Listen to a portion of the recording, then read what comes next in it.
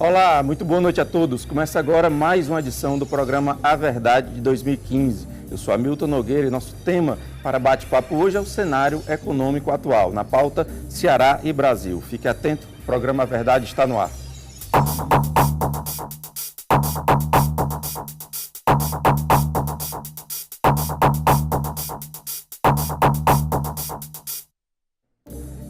Olá, estamos no ar agora em definitivo, lembrando sempre, você participa, você pode e deve participar, o tema é sempre do seu interesse e influencia diretamente no seu dia a dia. Você participa por meio do telefone 3486-1721 ou Twitter Hamilton Nog. Participe ao vivo nessa terça-feira, lembrando que às sextas e aos domingos, sempre a partir das 23 horas, você vai estar conferindo as nossas reprises. Além de você que participa de casa, aqui conosco no estúdio estão Luiz Eduardo Barros. O Luiz Eduardo é economista, está fazendo sua estreia aqui.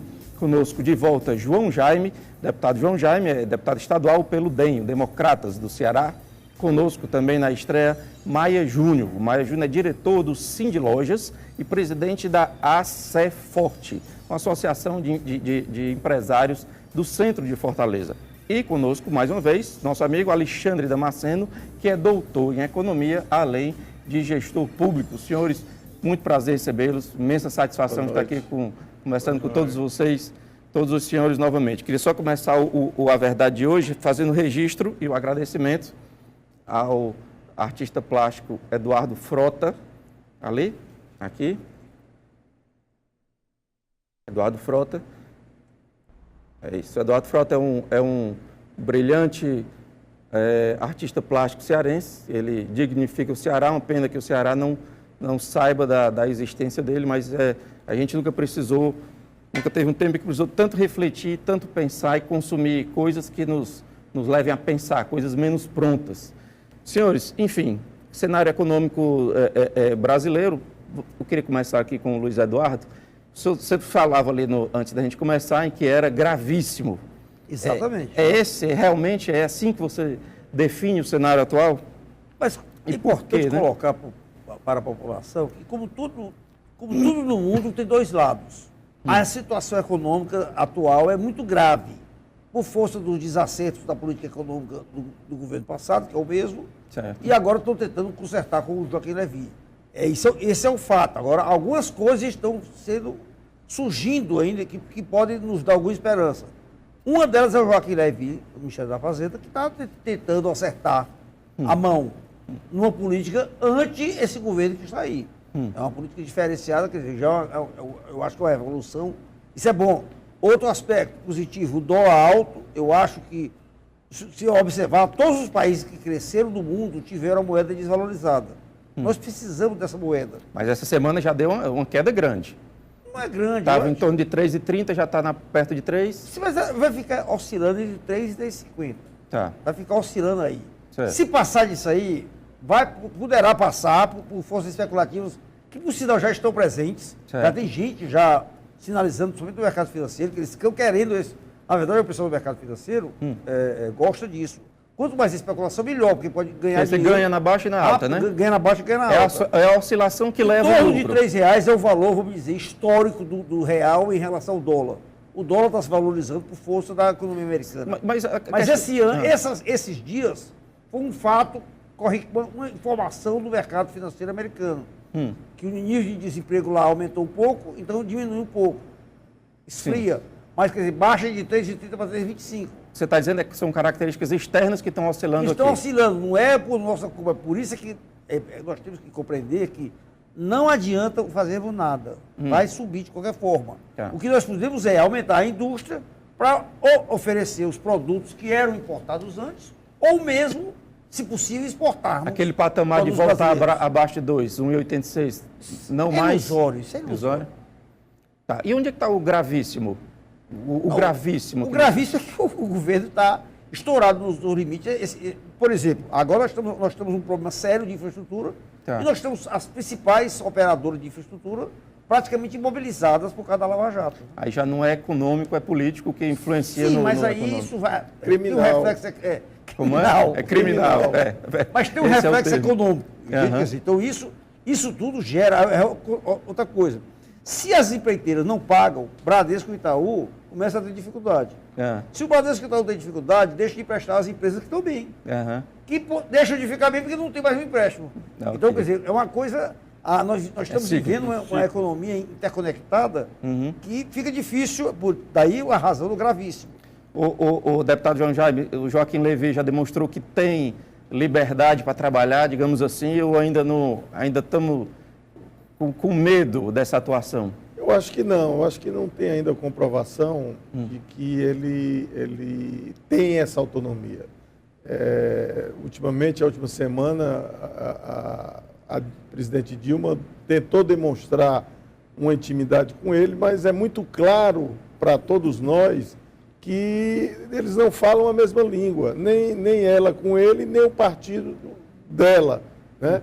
E, inclusive, eu tenho minhas dúvidas sobre esse ajuste fiscal. Sim. Eu acho que o ajuste fiscal ele vai ser feito muito mais em cima do que o Luiz Eduardo falou, das obras que não são realizadas, que é o pior ajuste fiscal que tem, é a falta da infraestrutura. Em vez do governo estar cortando 39 ministérios, baixando para 20, cortando... Ele não executa o orçamento. O Brasil, quando o PT assumiu, tinha 12 mil cargos comissionados, hoje tem 25 mil cargos comissionados, que não tem sentido ter tanto... É impossível ou um presidente da República ou dono de uma empresa administrar Aliás, com 29 Isso é interessante, ministros. porque eu vi uma notícia hoje no Infomoney dizendo que o Joaquim Levy teria dado uma declaração que estaria disposto a discutir corte de ministérios e cargos. Essa discussão é do Ministério da Fazenda? Ele tem uma carta na mão. Ele tem uma carta na mão. Eu vi uma declaração dele esse fim de semana que ele disse que se o ajuste não sair como ele quer, se esse ajuste que vai ter que passar pelo Congresso e vai passar dolorosamente, vai passar com muitos cortes diferentes do que ele quer, ele tem outros cortes a fazer, que são os cortes de infraestrutura para o canal, o canal da transposição, para a Transnordestina, aqui no Ceará nós já temos a maior obra hídrica em construção, que é o Cinturão das Águas parado. É quase uma ameaça, né? Já está acontecendo, já está acontecendo. A Ferrovia Norte-Sul, que é importantíssima para o escoamento da produção do Brasil, que gera riquezas, está parada. Que é uma demanda histórica, né? Então, esse ajuste fiscal será feito da forma mais danosa, que é em cima da infraestrutura. O país precisa de infraestrutura para crescer, mas não vai ter essa infraestrutura porque o ajuste fiscal vai ser e não investir em infraestrutura. Maia Júnior, prazer recebê-lo. Boa noite. Qual o sentimento que você tem dos colegas empresários do centro, uma região importantíssima para a economia da cidade? É momento de retração, de investimento? O que é que você sente aí? Bom, você tendo assim uma economia da forma que está, a gente vê que, pelo o sentimento do grupo, a gente vê que nós estamos assim no samba do crioulo doido. Um país onde a visão de futuro, espírito empreendedor, geração de emprego, renda, olha, é muita cautela nessas horas, porque nós temos uma carga tributária altamente cruel. É onde no país onde a filantropia passou a ser uma pilantropia. É o que o centro hoje passa, é o que muitos bairros comerciais passam. Para você ter uma ideia, o comerciante formal hoje é perseguido, onde o informal, a contravenção, anda a passos largos no centro da cidade. Okay. Isso é inaceitável na escala de valores. Mas o sentimento, então, é de retração? De cautela. De cautela. Você pode investir. A questão da visão de futuro, você prevê as antecâmaras do futuro, você vê o que é que vai dar. Se você não tiver certeza, não adianta meter a cara. Hoje não há um ritmo de venda, é comparável a quê? Olha, você veja o seguinte, o centro comercial formal, no centro da cidade, fatura cerca de 200 milhões de reais por mês. Certo. Já para você ter uma ideia, José Avelino fatura 1 bi, certo, formalmente. Quer dizer, mas é daquele jeito, né? Se você quiser crescer, você tem que partir para contravenção, para informalidade, porque é um absurdo, o poder público municipal não deixa você crescer. Ele botou lá, altamente fiscalizado o comerciante, é um absurdo. E nós ainda temos a filosofia do coitadismo, né? não deixa trabalhar, o coitado precisa trabalhar e aí competindo com os formais. Muito cruel. Alexandre, muito boa noite. Como é que se chegou a isso? Porque o Brasil vinha numa rota de crescimento, mas pelo menos diminuição de desemprego, parecia que havíamos resolvido os problemas final da década de 80 e começo da década de 90. E agora começou inflação, desemprego, aquilo que parecia que tinha passado. Como é que se chegou a isso? Boa noite, Hamilton, boa noite aos colegas do debate e os que nos acompanham pela TV União. Hamilton, é um quadro muito grave, como já foi colocado, mas é importantíssima essa sua pergunta para que o nosso telespectador entenda como nós caminhamos atrapalhadamente até chegar aqui. Nós percebemos nos últimos 10, 12 anos um descontrole nas ações do governo no que diz respeito ao aumento dos gastos de todas as naturezas sem haver necessariamente o aumento das receitas. O que eu estou querendo dizer com isso? Vamos fazer uma comparação com uma família qualquer. Uma família que tem o seu emprego fixo, que o pai da família, digamos assim, o pai de família tem o seu emprego fixo e uma parte da renda é variável. Por exemplo, ele ganha comissão de vendas, para a gente ser bem específico. Essas comissões de venda é uma coisa que pode aumentar e pode diminuir.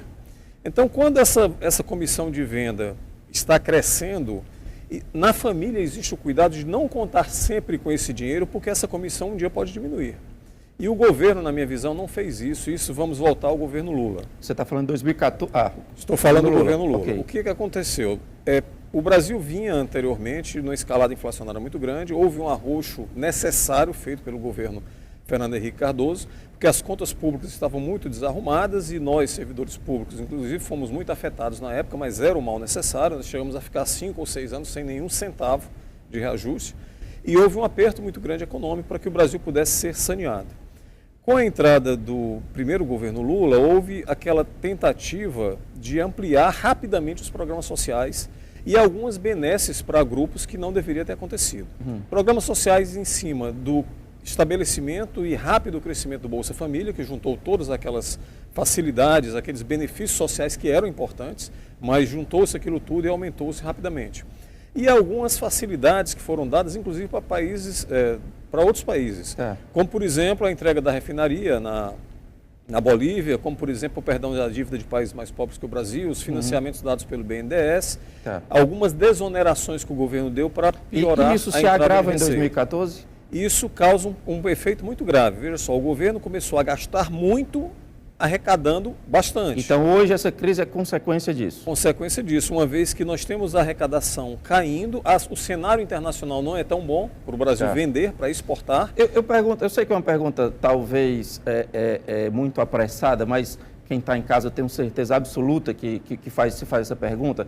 A previsão de fim dessa crise, quando é que poderia ter uma retomada? Seria já em 2016? Falam em segundo semestre de 2015, eu sou na 2016. Quem arrisca alguma coisa? Eu acho que se o Joaquim Levy tiver condições de implementar esse programa de ajuste econômico, 2016 deverá ser um ano diferente. Agora, essa é uma condição. Agora, a gente não sabe se ele vai conseguir ou se não vai conseguir.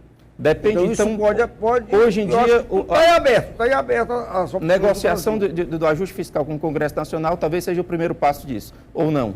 Eu acho que o Congresso Nacional vai ter um papel importante, porque do jeito que está proposto o ajuste fiscal não passa. Não passa. Não passa não pelos partidos da base nem pela oposição, não passa pelo próprio PT. As mudanças sociais, no desemprego, no seguro-desemprego, na questão da aposentadoria, o PT não abre mão, não abrirá mão e irá fazer questão por isso. E como eu já falei, esse ajuste ele vai ser feito muito mais na parte que não deveria ser feito, que era o Brasil. Era enxugar a máquina, o que é que para sair dessa crise mais rápido? Era fazer esse ajuste fiscal, que está aí proposto, com algumas modificações, mas continuar investindo e gerando emprego através de obras que precisam ser realizadas. Essa história de que as grandes construtoras são danosas, tem que fazer um acordo, isso é balela. Na realidade, hoje, na prática, quem constrói essas obras já são empresas que essas grandes terceirizam. O Brasil tem condição de, sem essas grandes construtoras, sem as as construtoras que estão As aí, mega-companhias. as mega companhias, a tocar todas essas obras, Aliás, porque isso é- tem know-how e tecnologia em outras empresas Aliás, de o senhor médio porte. tocou numa palavra aí que me dá um gancho ótimo, embora temos 3 minutos desse bloco, não sei se dá tempo, mas o Eliomar Júnior pergunta o seguinte: empresas estão reduzindo o quadro de funcionários devido à crise. A terceirização da mão de obra é uma saída viável? E nós temos aí o Congresso Nacional discutindo exatamente a regulamentação de terceirização. Quem responde ao Eliomar É uma saída Júnior? viável para redução de custos, sim. Certo. Agora, vai enfraquecer mais ainda que a história do PT, as centrais de relacionamento, porque eles ficam vendendo benesses que o governo brasileiro não tem dinheiro para pagar. Na verdade, o que está se fazendo de ajuste, o que está se chamando de ajuste fiscal, é de um ajuste à realidade. Isso é a história do filho que começou a gastar demais sem poder. Eu queria a opinião do Alexandre a respeito dessa pergunta do Eliomar Júnior. Eu tenho uma visão um pouco diferente, Hamilton. Eu acho que o projeto, sendo aprovado, o projeto de lei que trata da terceirização, não vai mudar muito esse quadro todo. O que vai, talvez, mudar mais objetivamente é a questão da não responsabilidade do contratante da empresa terceirizada pelos encargos sociais e dívidas trabalhistas, coisas desse tipo. Acho que não vai mexer muito na macroeconomia. Eu discordo da questão do ajuste que, sendo feito como o Ministério da Fazenda propõe, como o ministro da Fazenda propõe, isso vai resolver. Porque existem muitas variáveis que não estão sendo colocadas, né? Já foi colocado aqui pelo deputado a questão da infraestrutura, isso é fundamental. O Brasil precisa, na verdade, investir para dar competitividade. Nós não podemos ter um produtor penalizado pelo frete, pela condição precária das estradas, pela condição precária dos Que não portos. vende porque tem uma fila de caminhão para Uma fila de chegar ao caminhões. porto. Não Então, existe na isso. verdade, o corte dos gastos, afetando a questão da infraestrutura, é gravíssimo porque a gente começa a piorar a cada dia. E eu acho que 2016 não vai dar uma resposta satisfatória econômica para o Brasil. Eu quero que, pelo menos, 2016 seja um ano em que a gente pare de piorar, que já seria um grande ganho na minha Mas visão. pensa de forma positiva 2015 ou já acha que 2015 está perdido? Olha, eu acho que não. Eu acho que tem tudo a ver, quer dizer, mas tudo depende do governo. O comércio em si trabalha com sinalizações. Quando você dá o sinal verde, você caminha para frente. Agora, é como eu falei anteriormente, está muito obscura a coisa, é muita cautela. Quando você fala do emprego terceirizado, eu acho que isso é uma boa. É uma boa para quem está precisando trabalhar, é uma boa para quem precisa equacionar o problema do emprego na sua empresa. Então você vê com bons olhos essa Eu regulamentação? vejo sim, porque gera emprego. Ruim é você estar na informalidade. Bom, senhores, peço licença, Tem temos que segurança. fazer um breve intervalo. Você pode e deve participar. O assunto é de seu interesse, 3486-1721 ou o Twitter é Hamilton Nog. Até já.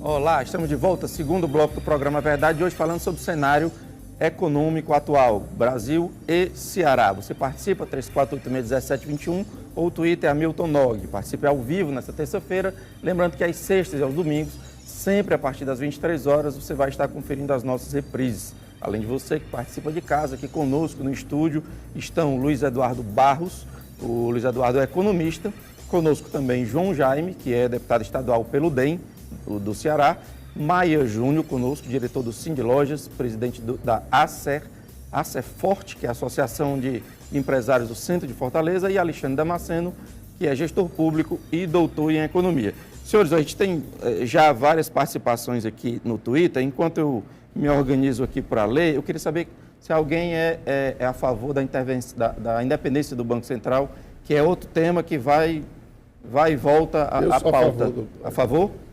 Eu sou a favor. A favor também? Eu acho que é extremamente importante para que a gente tenha uma defesa sólida da moeda, né? O real não precisaria estar tão desvalorizado agora, apesar de ser uma pressão externa muito grande, a valorização da economia americana, mas isso já era esperado. Não se podia imaginar que os Estados Unidos ficassem atolados no crescimento zero de PIB durante muito tempo. E um Banco Central mais eficiente poderia ter sido menos intervencionista na política do câmbio e essa desvalorização que nós estamos vendo hoje não teria sido feita de uma maneira tão brusca. Então, a favor também? Muito a favor. Bom, a gente tem a pergunta do Walter Bardavil. para quem eu mando um abraço, que pergunta por que o governo federal não diminui o número de ministérios. Está em pauta, inclusive, pelo partido... Essa quantidade de ministérios é para atender a sede da sua base política e do partido. Mas o governo também não fica refém disso? Também não seria bom diminuir para o próprio governo? Tem ministérios que poderiam ser secretarias, meras secretarias. Você tem o Ministério da Pesca, é um absurdo. Aí você teria que ter o Ministério da Soja, o Ministério do Tomate, o Ministério... Então, são ministérios que são criados apenas para dar emprego a partidos.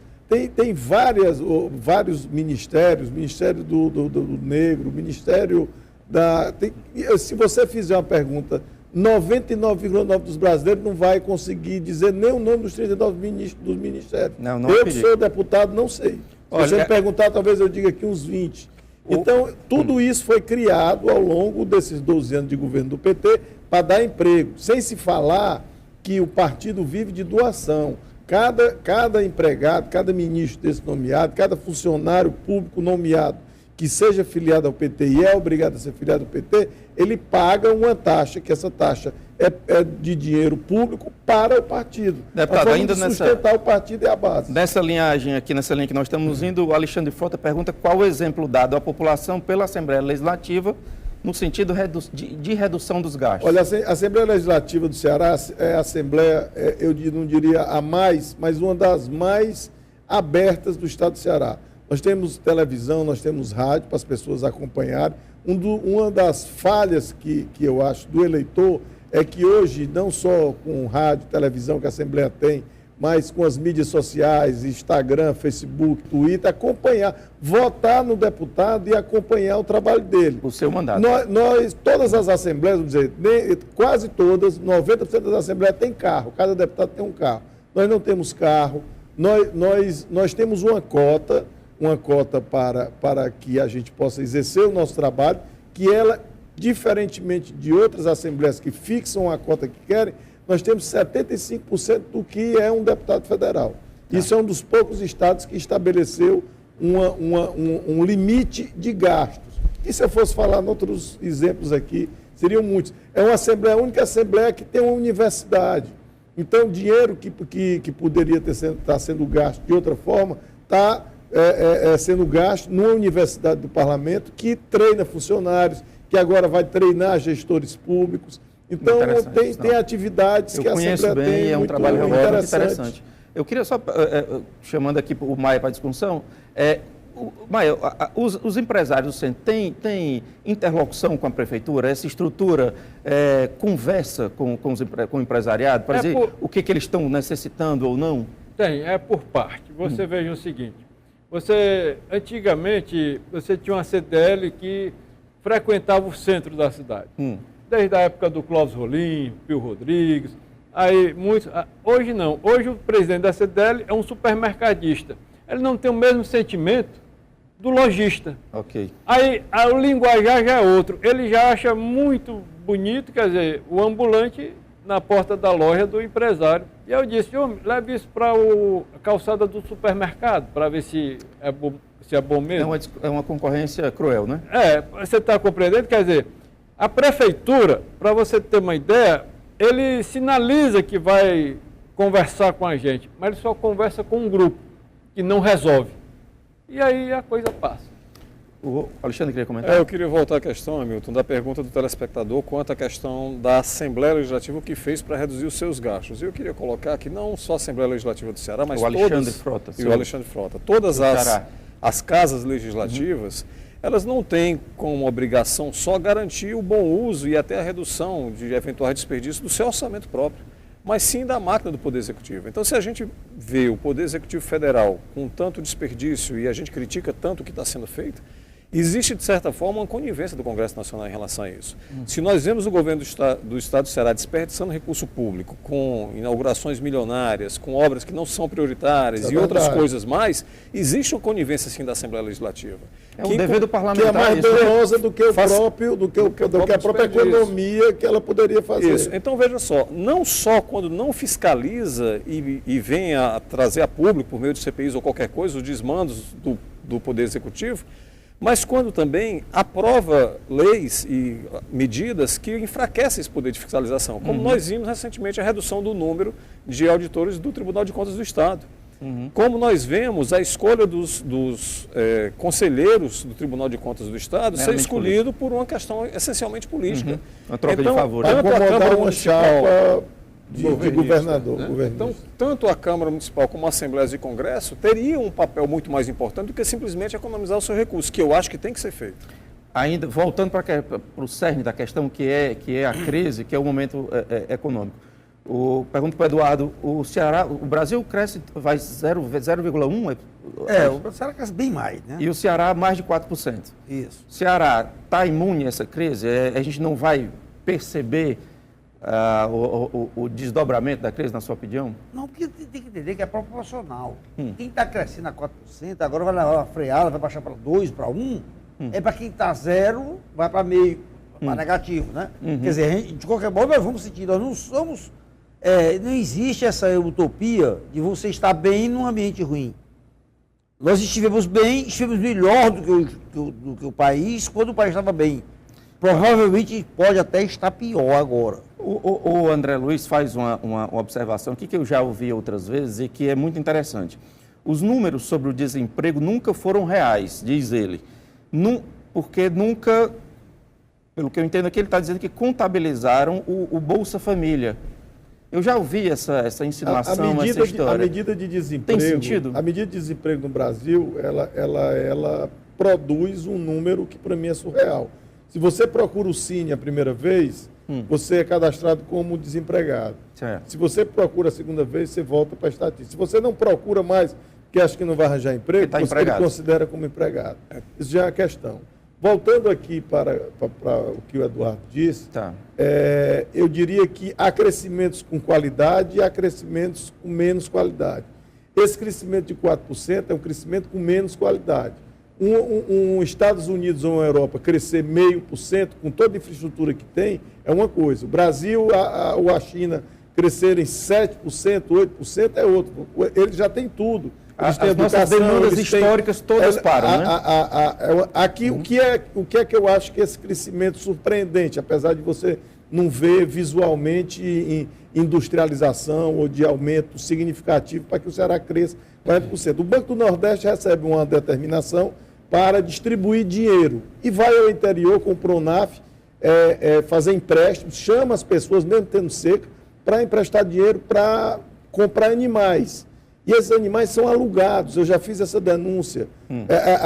Tem alugadores de animais. Ele para distribuir dinheiro, a forma, como é que eu distribuo dinheiro no Nordeste? Vou fazer uma fila e dar dinheiro? Não. Vamos pegar os bancos oficiais, vamos financiar e depois a gente dispensa essa dívida. Eu até dei a sugestão para um dos gerentes que estava fazendo uma feira dessa. Por que você não pega uma vaca dessa, um cordeiro, que for financiado pelo Banco do Nordeste, e bota um ferro do banco para que ele não seja financiado 30 vezes. Interessante. E então é esse crescimento, esse dinheiro. O que é que ele faz desse dinheiro? Ele não comprou a vaca, ele aluga a vaca, paga R$200, eu digo isso porque já um morador meu já veio me contar isso, e compra uma televisão. Então isso gera, aumenta o PIB, aumenta o comércio, compra uma moto, compra uma geladeira, compra o Bolsa Família, a mesma coisa. Então é um crescimento de baixa qualidade. É um crescimento sem sustentabilidade. Não é um crescimento de produção. Você não está gerando uma produção para que você justifique um crescimento sustentável. Dudu, quer comentar? Não, eu concordo plenamente com o deputado. Sem qualidade esse crescimento? Em grande parte, sim. Nós teríamos qualidade quando a siderúrgica ficar pronta e se nós tivéssemos uma refinaria, nós teríamos um crescimento forte. Alguma esperança ainda? Eu acho que a longo prazo, sim, porque o Brasil vai continuar precisando de gasolina e belo dia, mais dia, no dia, vai ter que fazer talvez sem a Petrobras isso seja mais fácil. Talvez a refinaria precisa, agora ninguém sabe quando. Eu queria fazer dois esclarecimentos que eu acho importante, sempre esse aspecto didático do programa, porque a gente sabe que algumas pessoas que estão acompanhando podem não estarem suficientemente esclarecidos sobre determinados pontos. A questão do desemprego que você falou é o seguinte: no final do governo Fernando Henrique Cardoso, após a eleição, ou seja, ele já tinha perdido a eleição, o candidato Serra, houve uma mudança na forma de cálculo do IBGE. Não apenas isso que o deputado João Gébio colocou, mas houve a criação de uma categoria chamada desvalidos. O que são os desvalidos? São aqueles que não estão mais procurando emprego, ou porque desistiram, ou porque se conformaram, ou por qualquer motivo. Então, todos os que vão e não retornam são desvalidos, mas assim também os que estão no Bolsa Família são considerados desvalidos. Então, isso que o telespectador colocou é verdadeiro. Hoje, o índice oficial de desemprego no Brasil oscila de 5,5% a 6,5%. Se essas pessoas que não têm emprego, seja pelo Bolsa Família, porque desistiram, ou seja, passarem a procurar, esse número nós saltaríamos para 15,5% a 17%. 15,5%. De 15,5% a 17%. Isso, então, seria um número mais real. É o mais real, que seria a massa salarial.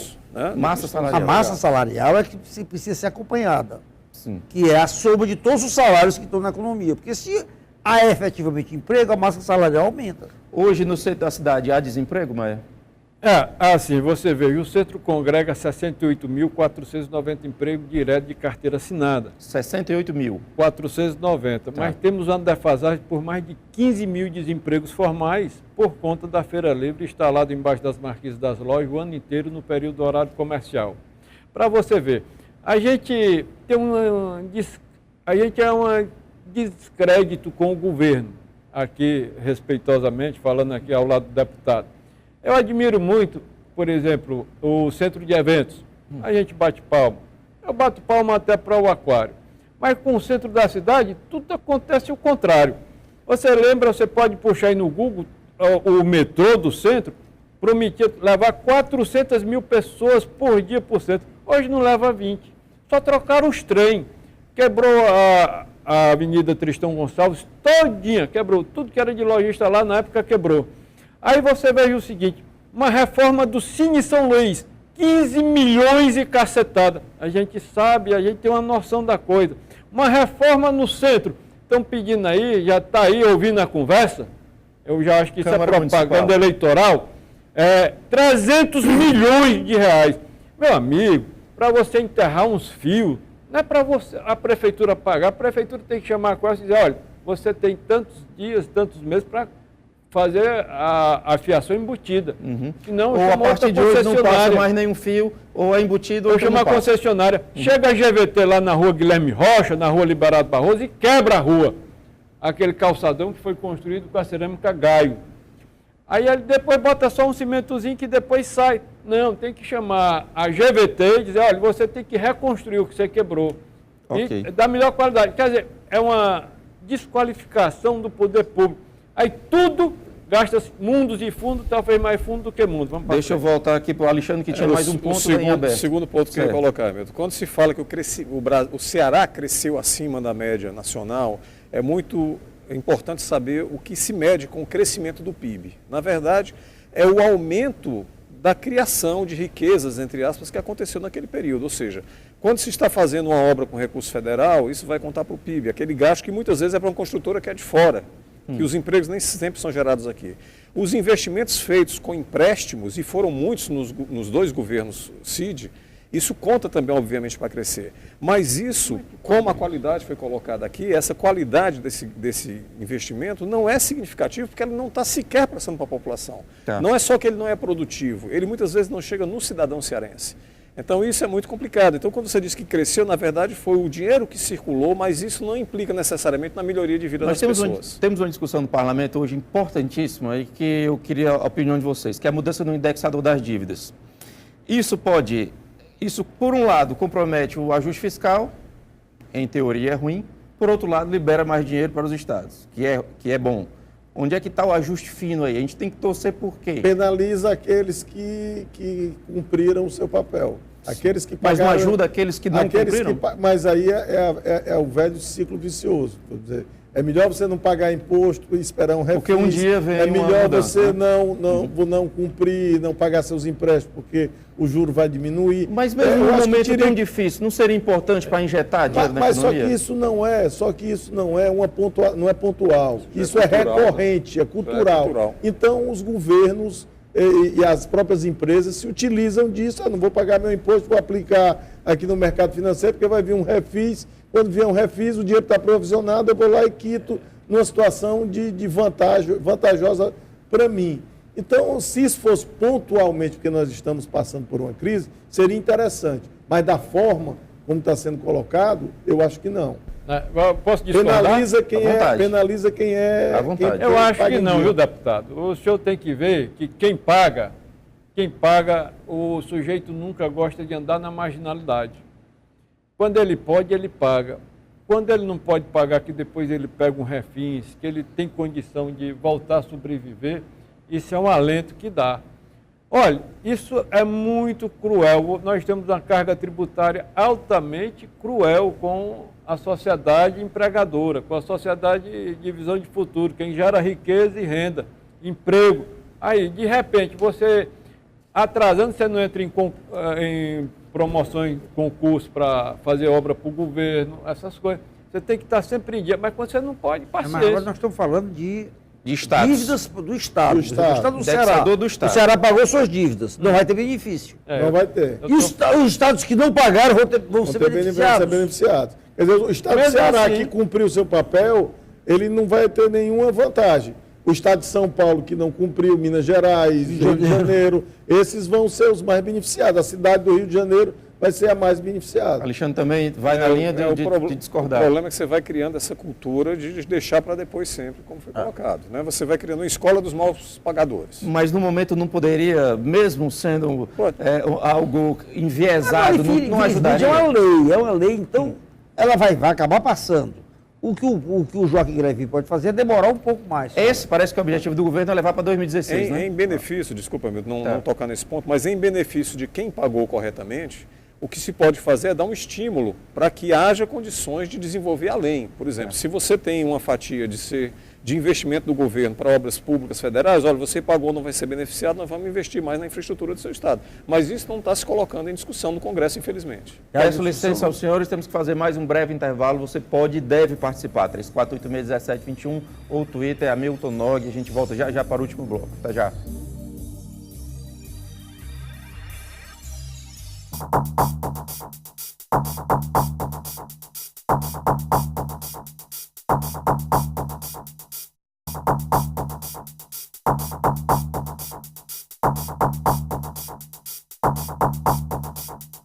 Olá, estamos de volta, terceiro e último bloco do programa Verdade de hoje, falando sobre o cenário econômico Brasil e Ceará. Você participa, 3486-1721 ou o Twitter é Hamilton Nog. Participe ao vivo nesta terça-feira, lembrando que às sextas e aos domingos, sempre a partir das 23 horas, você vai estar conferindo as nossas reprises. Além de você que participa de casa, aqui conosco no estúdio estão Luiz Eduardo Barros, que é economista, também conosco o deputado pelo DEM, Democratas, João Jaime, aqui conosco, Maia Júnior, que é diretor do Sind Lojas e presidente da AC Forte, Associação de Empresários do Centro de Fortaleza, e Alexandre Damasceno, doutor em Economia e gestor público. E nós temos, senhores, a primeira ligação por telefone. Alô, boa noite. Boa noite. Seu nome, por favor? É Adriano. Adriano, prazer em falar com você. Adriano, você tem pergunta ou comentário aqui para os nossos convidados?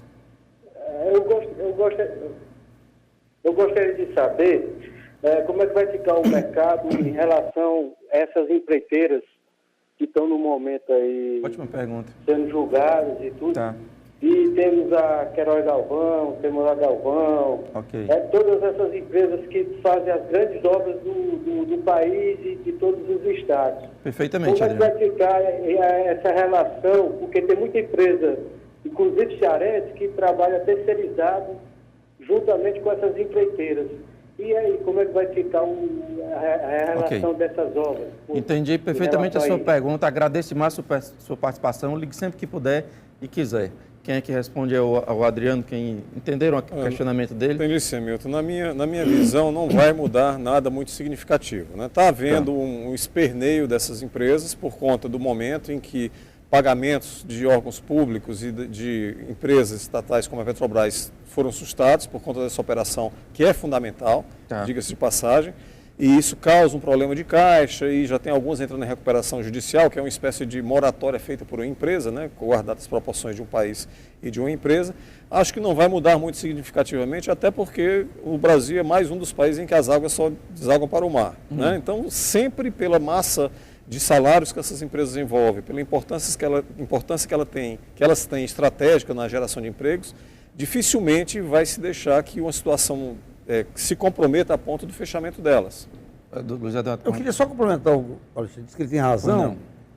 O provável acontecer, agora o que o deputado colocou é que, na verdade, essas grandes companhias, elas executam as obras através de empresas menores. Nós estamos desperdiçando uma oportunidade de consertar o problema, de passar diretamente às empresas menores que fazem as obras e depois resolver. Tem know-how.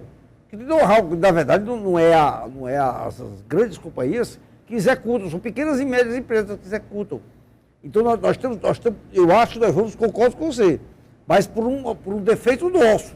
Nós vamos, é mais fácil passar uma régua nos problemas do que buscar a solução. A solução existe. Mas o que eu acho, Eduardo, é que essas empresas continuam tendo todo esse poderio porque elas têm uma condição econômica realmente muito boa, inclusive para bancar os atrasos de pagamentos que os governos têm.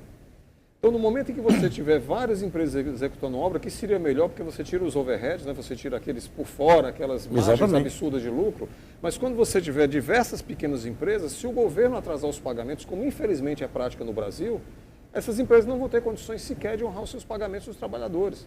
Então, existe uma relação aí muito desleal das pequenas empresas, o governo e esses grandes atravessadores que ganham dinheiro por serem atravessadores de obras, em palavras mais corriqueiras, porque eles detêm o caixa para custear esse andamento. Esse caixa é dado pelo governo. Mas me permita, Damasceno, foi isso que gerou essa situação que nós temos, e nós estamos aí, todo o Brasil estarrecido vendo o seu dinheiro, bilhões sendo roubados, e para manter esse ciclo vicioso. Nós temos que quebrar essa estrutura e nós temos que dar uma condição. Quer dizer, atrasa por quê? Porque você sai de uma refinaria, como é Abreu e Lima, de 7 bilhões para 25 bilhões. Inacreditável. Eu já soube que o Chaves é tido para todos nós, e eu que sou contra o regime que o Chaves implantou, o bolivarianismo que tenta se implantar na América do Sul. Mas você sabe por que o Chaves saiu da refinaria? O Chaves saiu da refinaria porque o Lula fez um acordo com ele, 50% para processar o petróleo pesado da Venezuela. No primeiro reajuste de 7 foi para 12. O Chaves já ficou, porque os 3,5 dele já foi para 6. Quando ele menos esperou, estava em 15, em 20, em 25, ele disse, não, ladrão basta aqui na minha Venezuela para sustentar. Eu não vou botar dinheiro para Brasil, e pulou fora. Então, é isso aí que precisa ser quebrado. Mas a colocação se não quebrar, só não tem como fazer omelete sem quebrar ovo. A preocupação dele, que eu entendi, é que ele ou alguém dele que trabalha numa dessas empresas que são terceirizadas, que estão passando dificuldade, como é que elas vão ficar? Elas vão ter que passar por uma adaptação, e o governo, em vez de estar fazendo acordo de leniência, deveria estar chamando essas empresas e estar dizendo, olha, vamos assumir a obra, já que a Petrobras ela tem um regime especial de licitação, ela não é regida pela 9666, poderia chamar essas empresas e dizer, o dinheiro que eu ia dar para Queiroz Galvão, para Odebrecht, eu vou lhe contratar aqui para você terminar. Você apoiaria uma proposta dessa, por exemplo? Não, porque o governo quer salvar as grandes empresas, o governo quer continuar, quer no mínimo que elas não digam que todo esse esquema que foi montado foi para sustentar eles no governo. Alexandre. Mas essas colocações reforçam exatamente o que eu estou dizendo. Essas empresas se mantêm como atravessadores porque não têm um poder econômico. Quais são as pequenas empresas que vão poder concorrer na Petrobras? Na forma que está, não. É um regime diferenciado no regime que está, não. Tem como chegar lá e pegar. Porque tinha o cartel, se juntaram e disseram, isso é nossa, você fica fora, vou te ajudar, vou te dar um terço. Caso concreto, uma empresa fez uma obra para a Petrobras e faturou o serviço 33%. A empresa grande, está no Lava Jato, pegou os 100%. Mas isso é o que acontece em todos os municípios, em todos os estados brasileiros. Você vê o rapaz que executa o calçamento na prefeitura, ele ganha R$ 1,90, R$ 2 por metro quadrado. E a empresa que está trabalhando com a prefeitura Contabiliza 40. sabe se deu, se tem ou não um esquema lá dentro. E nós concordamos recebe tudo com 30, 35, 40 Olha, reais eu por tenho uma metro quadrado. pergunta aqui no Twitter do Leonel, pergunta para o Maia Júnior se ele tá reclamando de poder público, se o Simples não ajudou os comerciantes. Ajudou. Ajudou em parte. Agora, o que não ajuda é a ética do governo. Quer dizer, o Simples ajuda porque facilita a vida, né, do cidadão ali, enquanto ele está no Simples. Mas quando a gente reclama, não é do Simples, porque se disser assim que você vai ter uma concorrência desleal, não adianta Simples, não adianta nada. Ou você passa para a contravenção, ou você... Ainda nesse sentimento da pulverização da economia, e lá no cidadão, para que ele gaste, o Walter Bardavil pergunta que diz que o Bolsa Família é alvo de discórdia e pergunta se sua finalidade não está distorcida, como utilizar esta política corretamente a favor da economia. Seria você, o Bolsa Família, quando ele foi, os programas sociais, quando eles foram criados, no governo Fernando Henrique, eles foram criados como uma porta, uma ajuda para que tivesse uma porta de saída. Ele não foi para efetivar, para ter filhos e netos do Bolsa Família. O Bolsa Família era uma ajuda inicial para tirar da miséria, anexado a ele um treinamento educacional. Condicionado obrigatoriamente. Condicionado a emprego, a gerar emprego, era qualificar esse cidadão para que ele pudesse ser. O maior orgulho seria diminuir a quantidade de Bolsa Família. O que é que o governo do PT fez? Disse, é aqui onde eu vou segurar os meus eleitores. Aqui minha clientela. Eu vou aumentar, e a cada ano que aumentava a quantidade de pessoas beneficiadas com Bolsa Família, o governo se gabava. Já são 12 milhões de famílias beneficiadas. E aí eu pergunto, quantas dessas famílias saíram? Muito pelo contrário, se você tiver um filho, você ganha R$ 2.500, você ganha... tem pessoas que ganham, entre Bolsa Família e os programas sociais, R$ 700 por mês. Por que é que vão trabalhar? O Adriano Silva comenta que enquanto o custo do Brasil estiver crescendo, fica muito difícil acreditar no aumento dos investimentos no país. Alguém quer comentar? Ou a gente segue? É verdade isso aí. A gente falou muito dessa questão do sobrepreço, né? Se o custo do Brasil continuar crescendo, ninguém vai investir.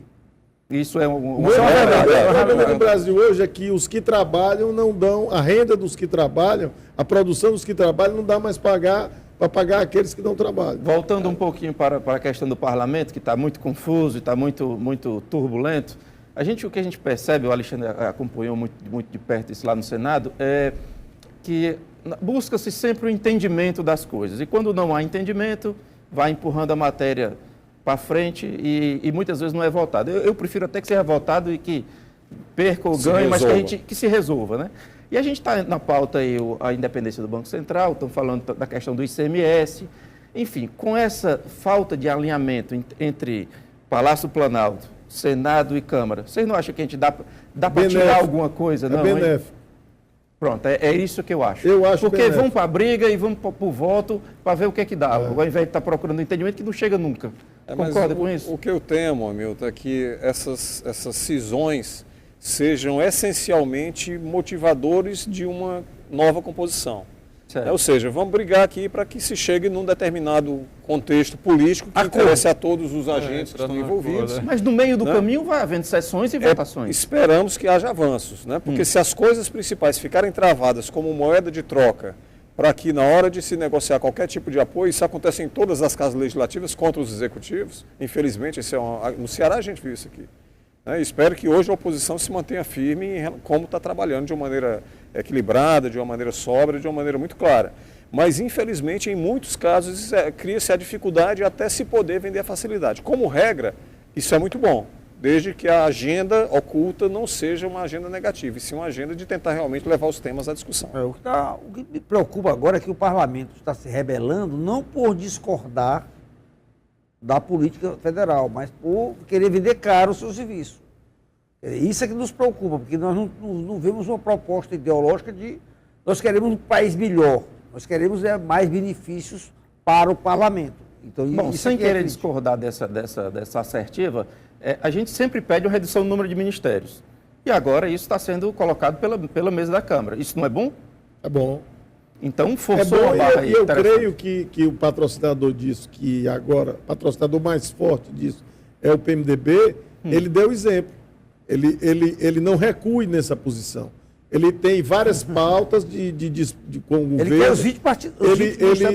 Ele não recue nessa opinião de querer diminuir. Olha, mas porque... o Luiz Eduardo disse que ele quer que diminua para 20, mas quer ficar com os 20. Esse é que é o problema. Mas esse é que é o problema. Quer dizer, é o que o Damasceno disse. Essa agenda oculta que nós não sabemos, até nós que somos mais politizados, ficamos sabendo porque tem blogs que informam, que são mais atualizados, vão nos bastidores da política e a gente termina sabendo, mas a grande população não sabe dessa agenda oculta que ele falou, que ao público é uma coisa e ali por trás é outra, já tem um combinemos, não, segura essa matéria, a gente volta na próxima semana, a opinião. Então, isso é muito manipulado e é isso que é danoso acompanha esse dia a dia do parlamento, Maio? Olha, a gente acompanha, mas de uma forma mais distante. A gente vê que é o samba do crioulo doido realmente. A gente não vê ninguém se entendendo. Aí você vê a questão do Cid Gomes, que chegou lá, PMDB, os prós das vidas, né? Aí por isso a gente vê, não acreditamos nisso. Tá, bom, a gente tem mais uma ligação. Alô, boa noite. Boa noite. Seu nome, por favor? É o Del Ferraz. Boa noite. Del, prazer falar com você, Del. Você tem pergunta ou comentário para a gente aqui hoje? Eu não sei se é pergunta ou é comentário, mas todos sabem que essa crise foi gerada pela ideologia do PT. Certo. Marxista comunista. Certo. E vocês não tocam nisso. Certo. Mas a pergunta é o seguinte: o Levi é uma pessoa fora do partido, fora do governo. A Dilma, que foi culpada pela crise, jogou batata quente na mão dele. Certo. E não participa das ações. Isso é certo? Ok. Bom, caiu a ligação? Medida desesperada, uma medida desesperada do PT, que no começo não queria, se revoltou contra a Dilma, porque ela trouxe, quando ela se viu afogada nos problemas e que não tinha mais saída, o Brasil ali já ia para perder o grau de investimento, já ia para perder tudo que tinha, o resto que tinha ganho, né? Não se fala mais hoje nas economias que o Brasil fez. Foi, não foi, você estava falando. O Brasil tem uma reserva de 350 milhões. Não tem mais. Não tem mais porque para segurar aquele dólar a 1,90, a 2, ele vendeu a futuro dólar e que está todo comprometido. Então, o Brasil chegou no chão.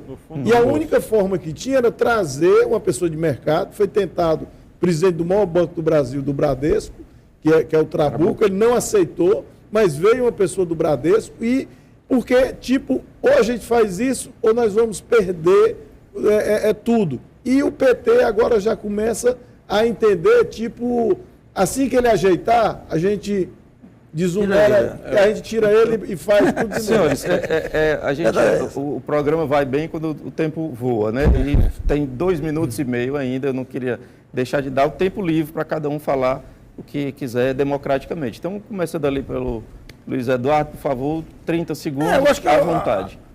A população tem que entender que nós estamos vivendo momentos difíceis, e nós vamos durar ainda 1 ano ou 2, na minha opinião, só 1 ano, que eu acredito que vai diminuir os dias.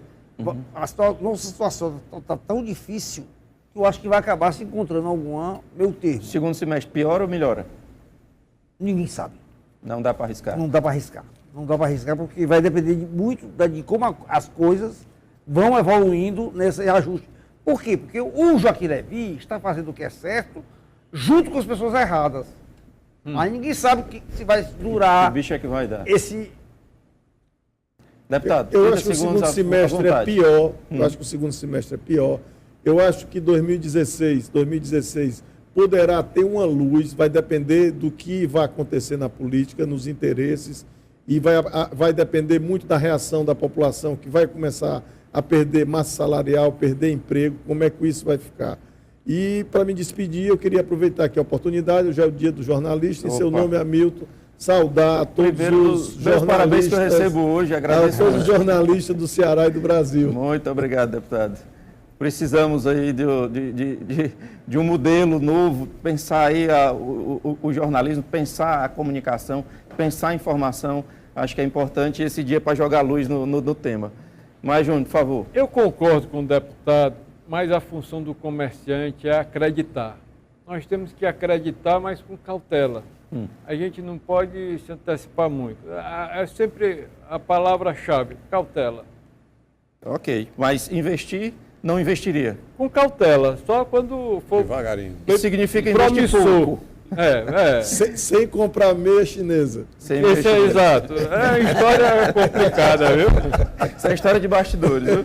Alexandre, por favor. Os comentários finais aqui, Hamilton, mostram que a gente está numa situação em que o Brasil não entrou por acaso. O Brasil entrou por uma questão eleitoral vivida nos últimos 2 anos, em que, para tentar fazer com que a população continuasse acreditando que não havia crise, que o petróleo, que a gasolina não iria subir, que não haveria desemprego, manteve-se um cenário artificial para que houvesse uma condição melhor de reeleição da candidata, que foi reeleita presidente, Dilma Rousseff, e agora a crise está vindo porque não tinha mais como segurar tudo isso. Desculpa a insistência, mas 1 ano dá para recuperar isso?